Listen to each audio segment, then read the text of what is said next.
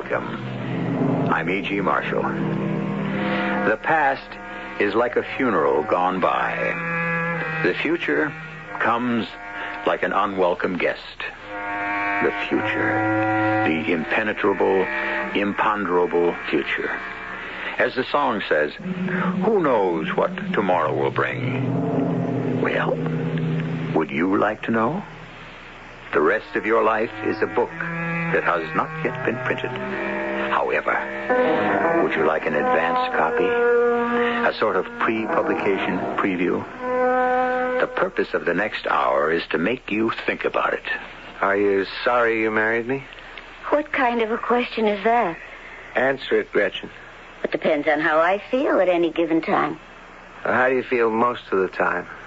Most of the time, I'd say I was sorry. Why don't you do something about it? Now that you mention it, I've been planning to. You want to talk about divorce? No, I've got a better way. A quicker way. Right here in my purse. Gretchen. You should know, Harold. Divorce is a sin.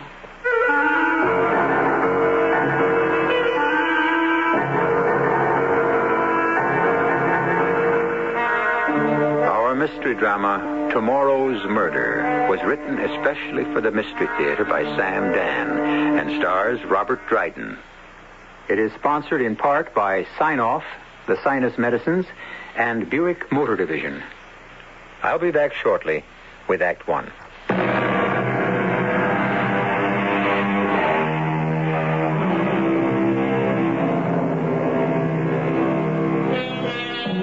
Open space. How the suffocated cities cry for green fields, tall trees, and how few are the lush and verdant places. Well, you do have Morrison City Memorial Park, which, quite frankly, is a cemetery.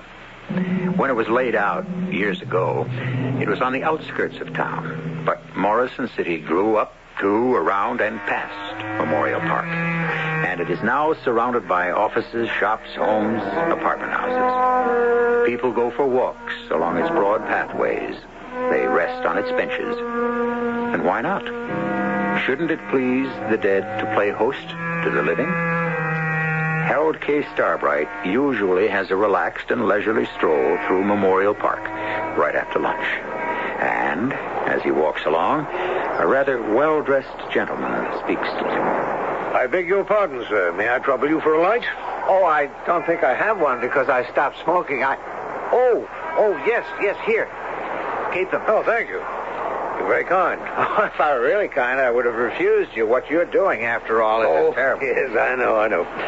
I'm afraid I don't have enough character to break the habit. I'm sorry. I shouldn't have said anything. After all, I am a perfect stranger. Well, that's true, but you see, only strangers can be perfect. Our friends we know all too well. You come here often? Yes, my office is right across the street. Delightful place for a bit of fresh air. Yes, one of my favorite haunts, too. Or is that a proper word? I don't believe I've ever seen you before. Well, I have a hobby. Though I don't suppose you could call it a hobby exactly. What is it? Cemetery sculpture. Oh? Mm-hmm. It's hardly the type of thing you'd want to collect, or could, for that matter. Cemetery sculpture? Well. Yes. And if you think about it, it's the most prevalent form of sculpture there is. Yes, I suppose so. And it's an art form not to be despised. Now, for example, that statue. It's a beautiful little thing. How graceful.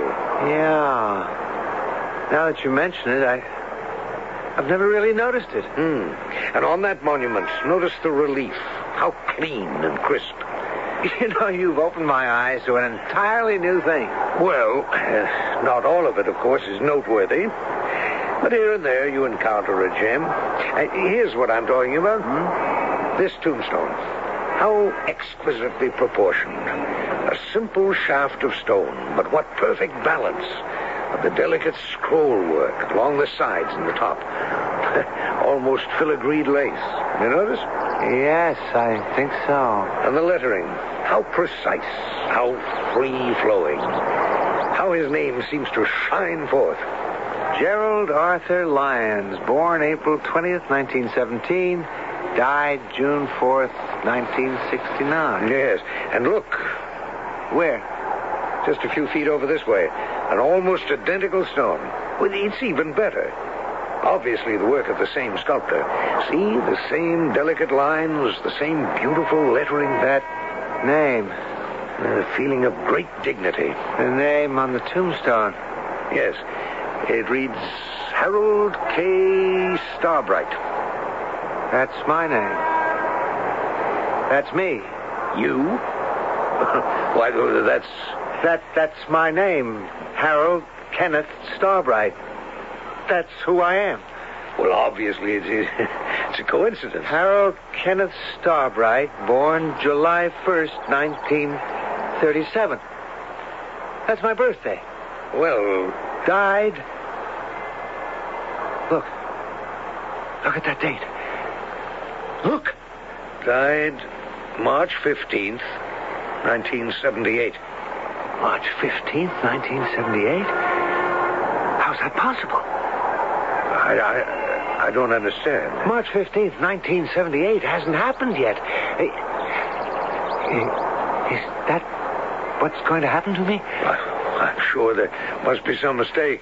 My name, my exact date of birth, and the day of my death. March 15th, 1978. Is that the day I'm going to die? Well, I'm sure there must be some explanation. Sir, are you all right? That's my tombstone. My tombstone. Mr. Starbright. Mr. Starbright. Somebody call a cop. Get an ambulance. Harold, Yes? it's me, Gretchen. The doctors here at the hospital think it's wise for you to stay overnight. Yes? You fainted in Memorial Park. What was the matter? I fainted because I was terribly frightened. What are you saying? I was walking along in Memorial Park. On such a lovely day, what could frighten you? A tombstone. Oh, whose tombstone? Mine. What? I saw my own tombstone. But how do you know it was your tombstone? It had my name on it. Harold Kenneth Starbright. Oh, there could be more than one Harold Kenneth. It had the date of my birth and the date of my death. How could it have the date of your death? You're still alive. It's the date.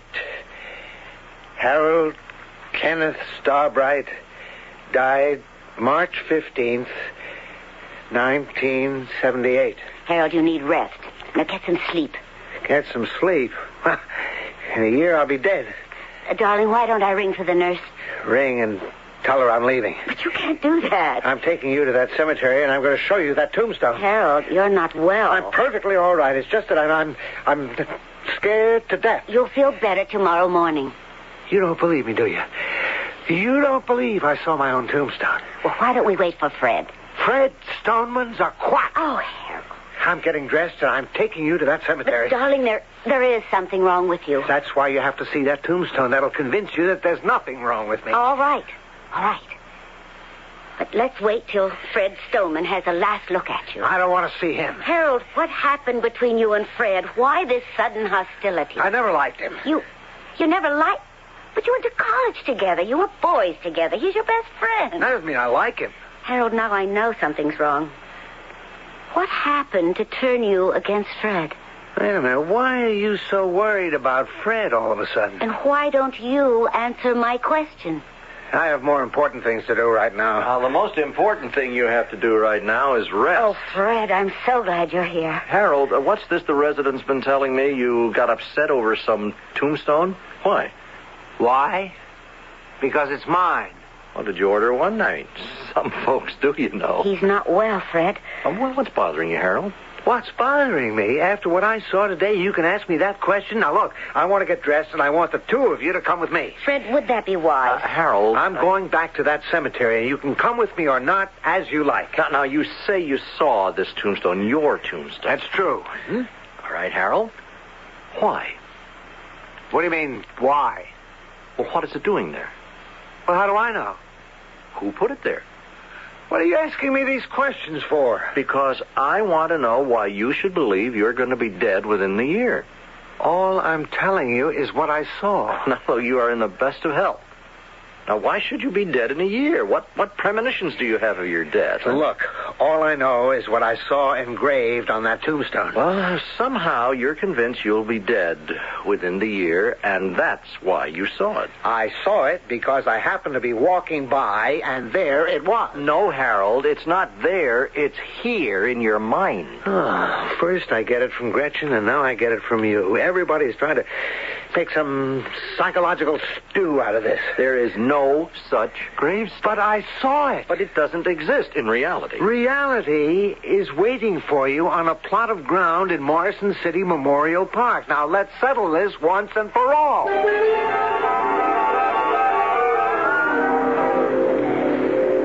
This is the path we were walking along. We?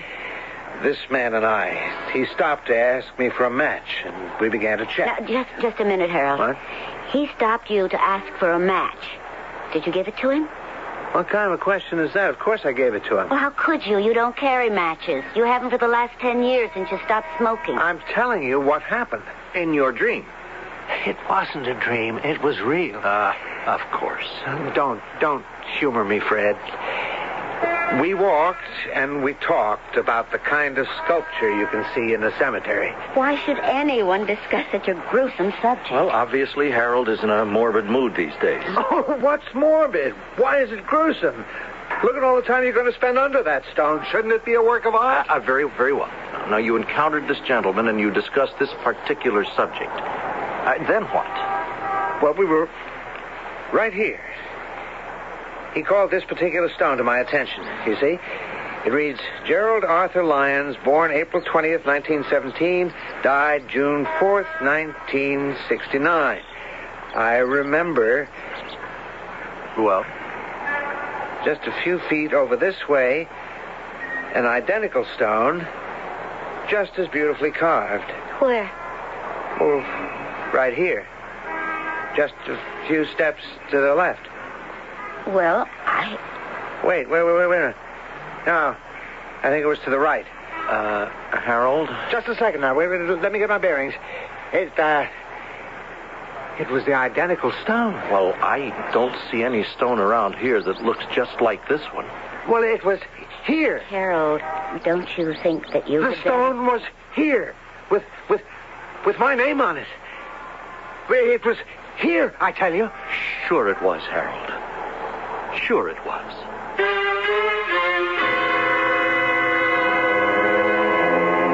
Sure it was. Or was it? Well, remember this. He has a witness. The gentleman who pointed it out to him originally. And he has all of us who were present at the scene. We know who we are, but who was the gentleman? The gentleman. I fear I must withhold his identity until Act 2, which I shall bring to you in just a few moments.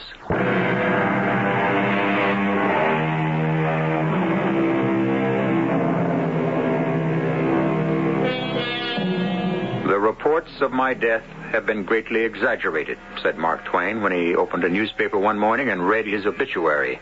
Well, what is Harold Kenneth Starbright supposed to say?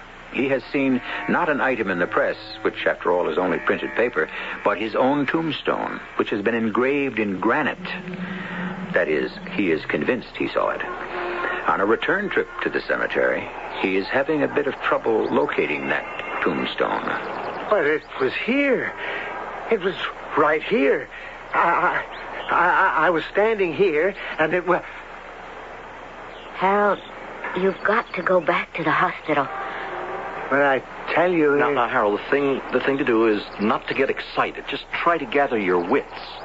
I'm not crazy. Darling, nobody said you were. Harold, we'll take you back, and then you can rest and relax. Everybody talks to me as though I were crazy. I know what I saw. I know it.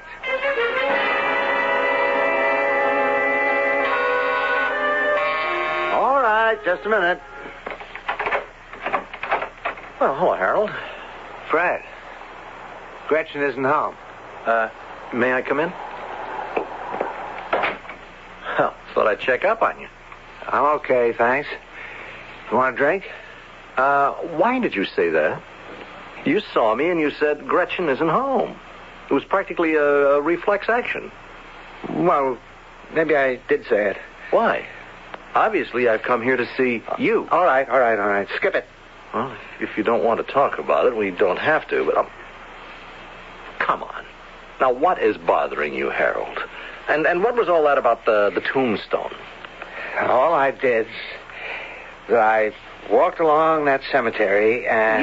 Yes, I heard that story, but it didn't happen. All right, go ahead. Say I had an hallucination. All right, now, look, let me tell you what I did. I did what you should have done, the sensible, the practical thing. Now, after all, people just don't get buried in cemeteries. They just don't erect tombstones where and when they please. You have to buy space.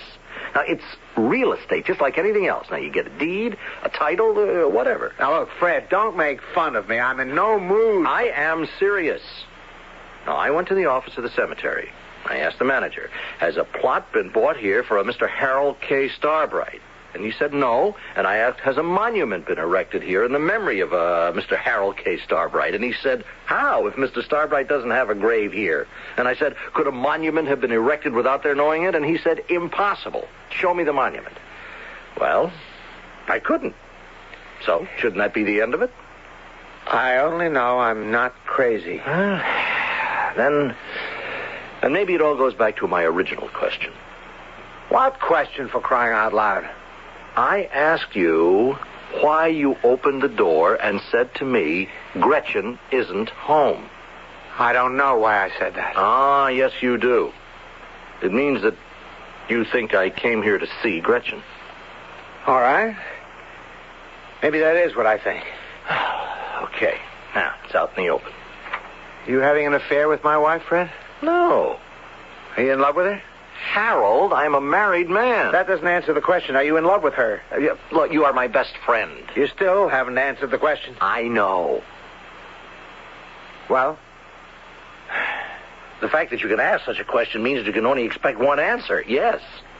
Then, is that your answer? Maybe. What does that mean? I don't know what it means. Now, look, I'm trying to be honest with you and with myself. It's the first time I've ever been confronted with that question. You know, the both of us have known Gretchen since we were kids. Have I been in love with her, too? Well, have you? Something has come over you. I don't know what. But suddenly you see relationships more clearly than ever. Actually, with a kind of a frightening clarity. And then this tombstone thing, I know, it's very scary. I saw that tombstone. It was real. I don't care what anyone says. Well, if it was real to you, then that's real enough. But why did you see it? I wish I could tell you. Well, maybe I can tell you. Things at the office are not too good, are they? They're very bad. Are you worried? It's this new vice president, Jones. He's the administration type. He simply cannot appreciate the problems of the sales force. And we had a very intense session before I left for lunch that day. Well, could you actually lose your job? Yes. Well, I know how you feel about your work in the company. Now, if you were fired, it would be as if the world came to an end. That'd be a dead pigeon. You just said it yourself. Kidding a little, but you just used the word dead. And with that in mind, you were walking in the cemetery, and there was your tombstone. You're probably right. You have a tense situation with Mr. Vice President Jones, and it's as if your life has come to an end. You know something, Fred? That's just how he makes me feel. And every time he does, if you walk in the park, you'll see your tombstone.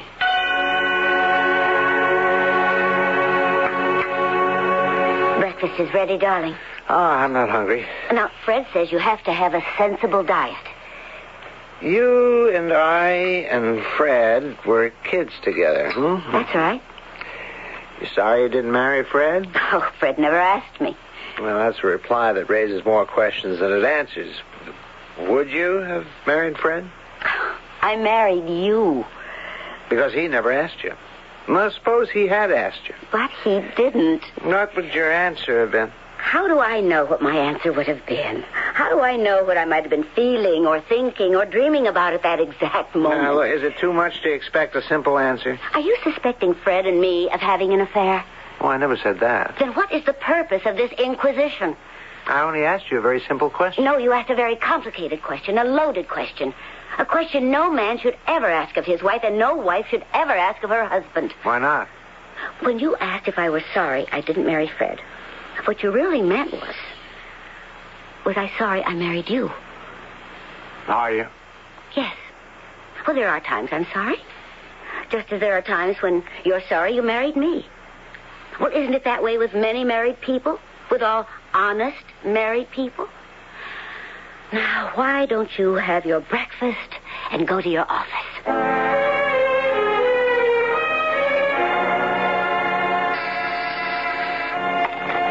Yes? Oh, yes. Yes, I did. Yes, I have him come in. Yeah, you want to see me, Mr. Jones? Yes, so I did. Have a chair. It's up here now. Cigarette? No, thank you. Oh, yes, that's right. You don't smoke. How's your golf? Well, I have good days and I have bad days. Don't we all? How's Gresham? Just fine. I heard you were a bit under the weather a few days ago. Oh, it's nothing serious. Well, I certainly hope so. You'll have to fire 5 men. What? Unless you'd rather I did it. Fire 5 men? I can't cover the territory now. Well, you know the rule. We pay 5% for sales, and our sales volume is down, so we adjust. Well, I'll tell you why our sales volume is down. We took the quality out of the product. What we did was to invest a certain amount of manufacturing money in promotion. What we did was try to fool the public. And unfortunately, we failed. And who pays for it? Not the big wheels whose stupidity is responsible, but 5 little guys. Well, the world was ever thus. Don't you understand you're going to need these guys? We'll have to make more calls on dealers just to put out more fires. Just give me 5 names. How can I run my department? I'm short-handed now. I was told to effectuate a savings of $75,000. But you can't do it. You can't destroy the sales department. This company will go out of business. Harold, you are becoming a fanatic. Whatever you want to call me, I built up the best sales force in the industry. Unfortunately, our volume doesn't support that statement. If every other department put out the way we do. All right. Now, you've made your statement.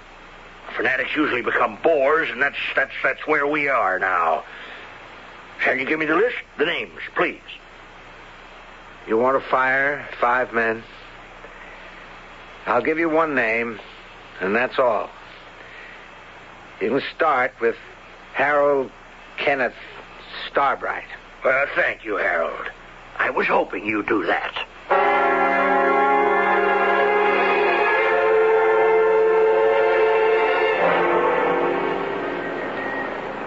Sir, I beg your pardon? No? What? Are you all right? Am I all right? I was walking along the park here with my little boy, and I noticed you standing here, standing very still, and just staring, you know, just staring. Is, that what I was doing? Yes, and I couldn't imagine. But, sir, you do look very pale. I'm all right. Are you sure? Yes. You're very kind. Well, if you're sure you're all right, just a minute, ma'am. I wonder if you could do something for me. If I can. This tombstone right over here. Yes? Would you read what's written on it? Would I read?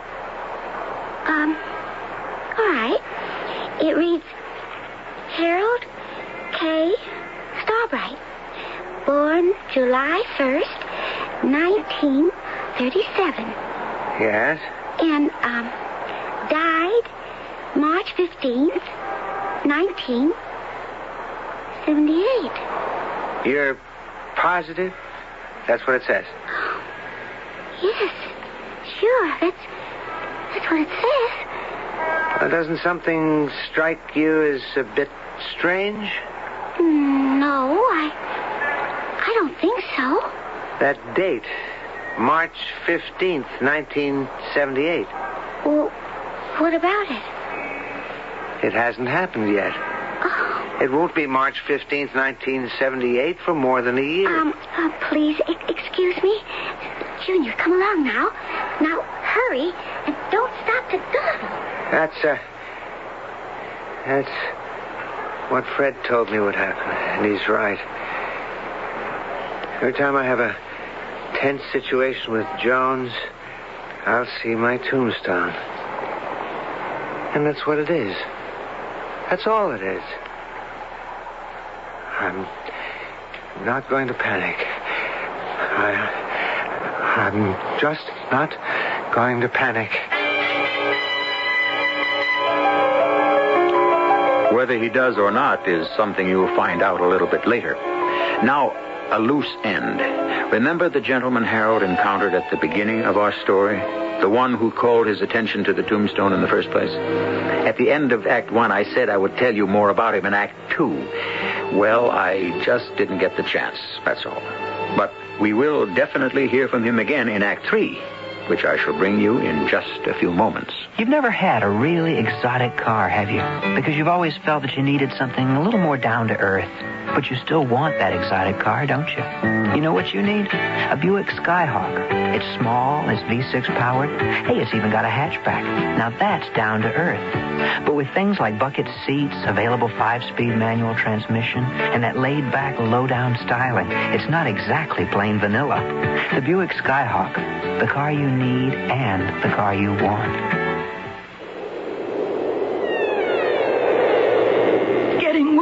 Today, Bensonville, Kentucky died, wiped out by a devastating plague that breaks down immunity to any disease. What's happening to me? Tomorrow, it will be Bridgeton, Minnesota, then Sansalino, California, and only the deadly Messiah knows why. Please help! The Deadly Messiah from Avon Paperbacks, the one novel you will read this year as though your life depended on it. And maybe, just maybe, it does. Help!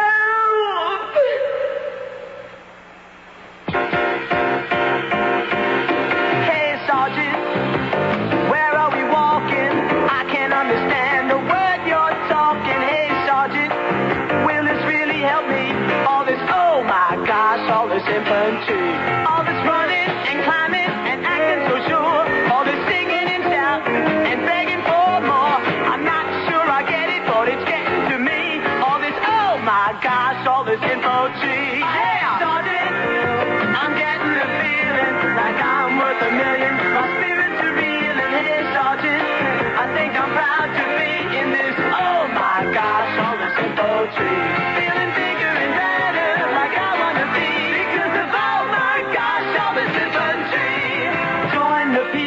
The infantryman. Everything else in the Army is for him. For information about opportunities in infantry, contact your local Army representative. He's listed in the yellow pages under recruiting.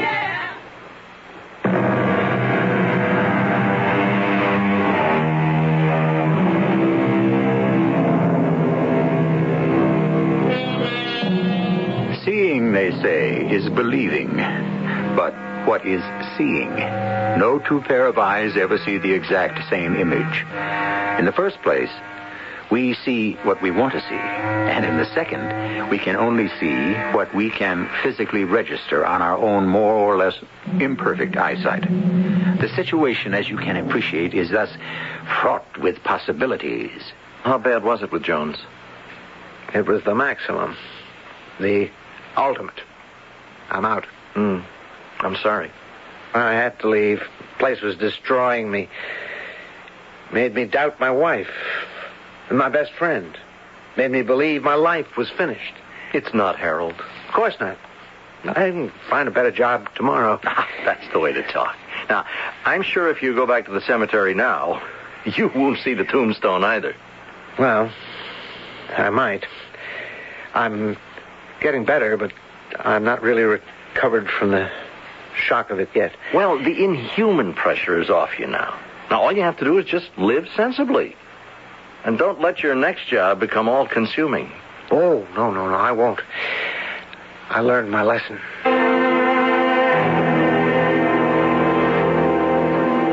Is the music bothering you, dear? No. Oh, no. Well, why do you ask? Well, you seem to have such a pained expression on your face. Is something wrong? I was thinking, Gretchen. I might have been a bit hasty in leaving the job. I've been idle the past 3 months. Well, it takes time. It shouldn't take this much time. Damn, that Jones, he ruined me. Now, Harold. He made me quit. He got me mad, and he made me You're quit. not supposed to get excited. I let Jones ease me out of the best company in the industry. Well, you do just as well elsewhere. There isn't any elsewhere. And it's Fred's fault. If you lost your temper with Jones and quit, why is that Fred's fault? Because Fred steamed me up. Steamed you up? Fred was trying to calm you down. Well, it amounts to the same thing. Doctors. Take it easy. Oh, Harold. Just didn't understand the nature of competitive business. He can sit back and wisely shake his head. Relax. Does he know the jungle many of us live in? Now, Harold, you're exciting yourself, and it's not... Does Fred relax? He works day and night himself. He's out to make the very last buck now, possible. darling, please. Here, swallow this. Huh? And you'll feel better. Here, come on. There, that's it. I wouldn't mind if I were killed by a tiger. But to get it from Jones... He's nothing but a hyena. Don't work against this pill. Just relax. I tell you... You'll feel much better. Oh, I've got to get another job soon. Oh, it isn't as if we were starving. I gotta be doing something. Of course. You know, I feel sleepy. Is that what the pill's supposed to do? Oh, it's just supposed to ease the tension. It's doing a great job. Would you like to take a little nap? Middle of the day? Mm-hmm. Well, I never did that in my life. Oh, it's a wonderful idea. Well, what do you do? Oh, I'll go to a movie. I'll be back in time for dinner. Sure you don't mind? Of course not, silly. Now, you just get some rest. I think I'll just stretch out here on the couch. Harold. What? Harold. Harold.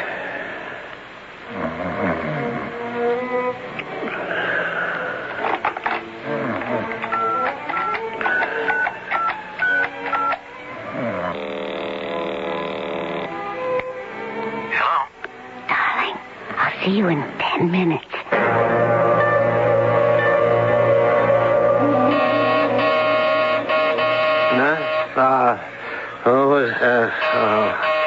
All right, I'm coming.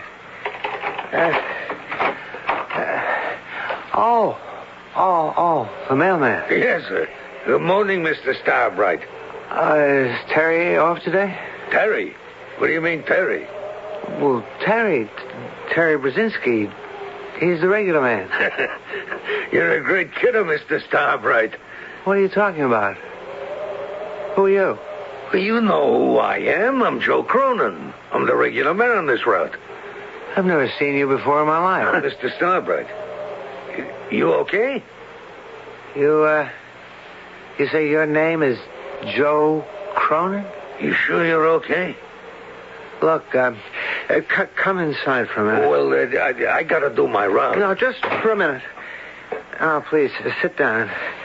Now, how long have you been the regular man? Well, it's gotta be 6 months now. You've been the regular man for 6 months, you say? Sure. I've been bringing the mail every day. It's been exactly 6 months today.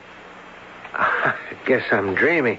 You don't look so good, Mr. Starbright. Wait a minute. Why are you wearing that heavy overcoat? Well, because I don't want to freeze to death. Well, how can you freeze to death in the middle of August? August? Hey, Mr. Starbright, what are you talking about? It's February the 5th. There's 4 feet of snow on the ground. That's impossible. Impossible? Take a look out the window. It's winter. Winter. What made you talk about Terry all of a sudden? He's been dead for 6 months. Terry died 6 months ago? But he delivered my mail only yesterday. Yeah, sure. Sometimes you get up from a nap, you kind of forget where you are. Look, I gotta be moving. I'm late. Oh, I got this letter for you from Kohler's. I'm not expecting anything from Kohler's. Well, your name's on it. It's impossible. From Kohler's? Well, maybe you did and you forgot. Now, wait another few seconds, please. Yeah, what's this? It says, "Dear Mr. Starbright, the revolver you ordered is ready." But I never... There's got to be some mistake. But the letter's addressed to you.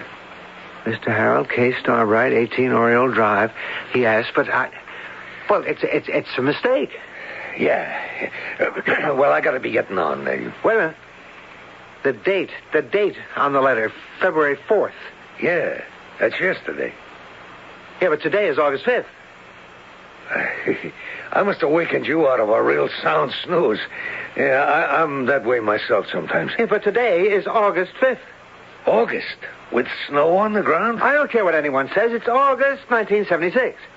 Yeah. Well, don't bet any money. You'd lose. It's February 1977. Well, then I must be dreaming. Well, like I've been telling you. Oh, see you around. No, wait. Don't go yet, please. I'm 45 minutes behind schedule. Yeah, but Look, I'm sure you'll be feeling better tomorrow. Come back. Come back. Is this really February? It can't be.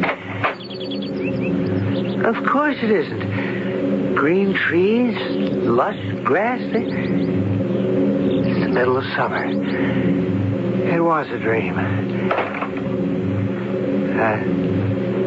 Dream? No, it wasn't a dream. I know it wasn't a dream. Was it like the tombstone? A glimpse of the future? And the gun. Why did I order a gun? Why?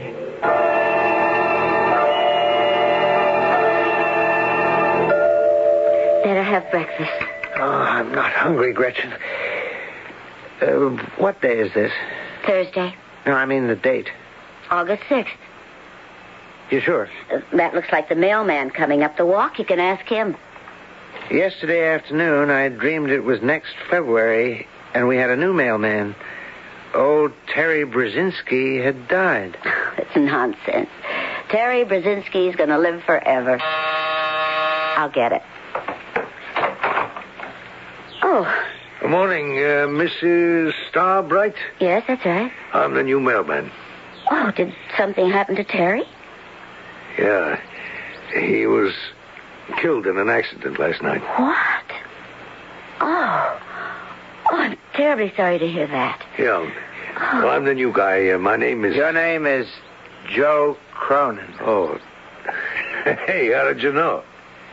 I saw you yesterday. Me? I wasn't here yesterday. Oh, this is Mr. Starbright. Yeah, pleased to meet you. We've already met. We had a long talk. We did? Maybe I ought to say we're going to have a long talk one day 6 months from now. Oh, yeah. Well, sure. I hope so. Well, I'll see you folks tomorrow. Why did you talk that way? Is there any mail for me? No. Is there any mail for you? Oh, just a postcard from Fred. They're in Paris. Why does he write it to you and not to us? Because he knows how bored you are with wish you were here postcards. Why did you talk so spooky to that poor old mailman? Because... Because? You wouldn't believe it.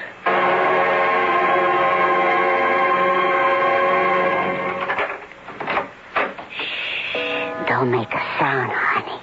Not a sound. But you sure we should be doing this? After all, Harold... Oh, shut the door. Harold. What does Harold know? Oh, he'll hear us. Good old Harold's fast asleep. Those pills you give him sure do the trick.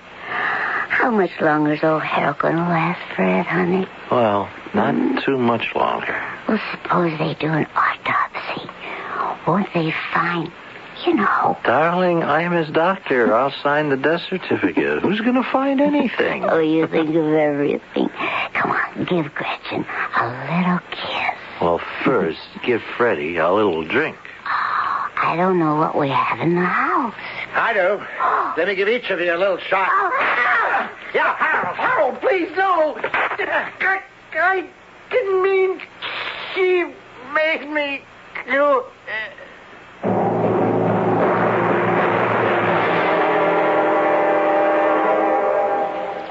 Morning, officer. Morning, sir. Great day, huh? Oh, yes. I see there's a new tombstone. Is there? No, I don't count them. Excellently crafted stone, a work of art.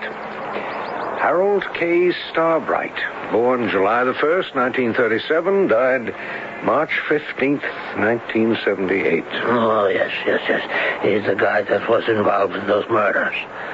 Murders? Yes. It was in the papers. He's been in the dumps ever since he lost his job. It must be over a year. So one day he goes out and kills his ex-boss. And then he comes home and shoots his wife and her boyfriend. It's a tragic thing. Oh, yes. Never did stand trial, though. He was dying of some kind of disease. Nobody could figure out just what, but it killed him. Mm-hmm. It's just as well, I suppose. You're right about the stone. I never did notice this kind of thing before, but it's a beauty. Yes. But the one just over here to the left of it, that's even prettier. Hey. Oh, yes, that's right. Yeah. Isn't it magnificent? It sure is. It says, Philip Richard Maltby, born November 23rd, 1940, died... Hey, that's my name. That's my birthday. Well, it's probably a coincidence. Died August 30, 1980. Now, how can that be? August 30, 1980. It's almost 2 years from now. That's my tombstone. Officer, are you all right? That's my tombstone.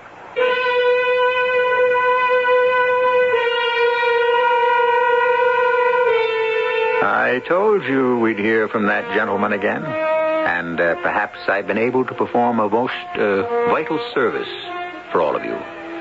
Should you ever find yourself in a cemetery for any reason other than the ultimate, and a gentleman offers to show you some excellent examples of sculpture, avoid him at all costs. Radio Mystery Theater was sponsored in part by Buick Motor Division. This is E.G. Marshall inviting you to return to our Mystery Theater for another adventure in the macabre. Until next time, pleasant dreams.